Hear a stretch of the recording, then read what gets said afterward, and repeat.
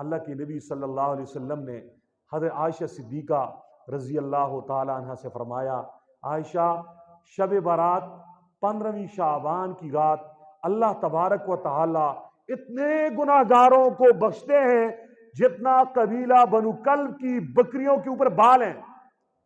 قبیلہ بنو کلب کی بکریوں کے اوپر بال ہیں۔ قبیلہ بنو کلب عرب کا بہت بڑا قبیلہ تھا، ان کے پاس ہزاروں کی تعداد میں بکریاں تھیں۔ ہزاروں بکریوں پہ بال کتنے ہوں گے؟ پھر بالوں کو گنے کتنے افراد بن جاتے ہیں۔ گویا کہ یہ رات اللہ نے دی ہی ہے بخشش کے لیے۔ کس کے لیے دی ہے؟ بخشش کے لیے۔ اللہ بخشنا چاہتا ہے، اور اللہ کے نبی نے فرمایا جب شب برات کی رات آتی ہے اللہ تبارک و تعالی آسمانی دنیا پہ نزول فرماتے ہیں، آسمانی دنیا پہ تشریف لاتے ہیں۔ تشریف لانے کا کیا مطلب؟ یعنی اللہ اپنے بندوں کی طرف رحمت کی نگاہ سے متوجہ ہو جاتے ہیں، یہ مطلب ہے۔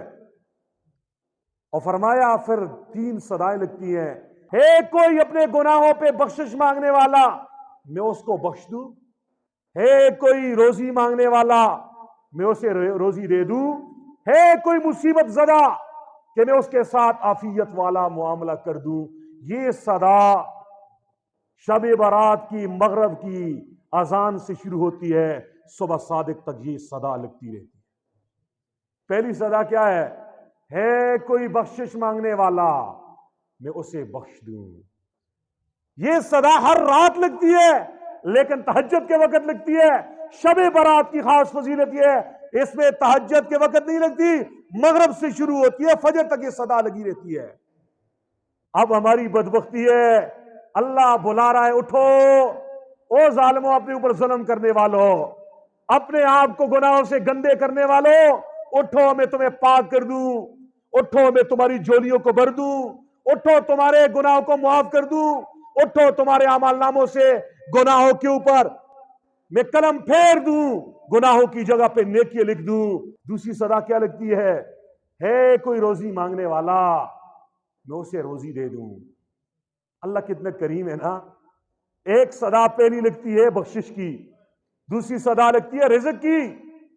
اللہ کے نبی نے فرمایا شب برات میں رزق تقسیم ہوتا ہے۔ رزق کس کو کتنا رزق دینا ہے یہ تقسیم ہو جاتا ہے، اور اللہ صدا بھی لگا ہے کوئی مانگنے والا، روزی مانگنے والا، معیشت کے مسائل میں گرفتار، اٹھئے میں تمہارے معیشت کے مسائل حل کر دوں گا۔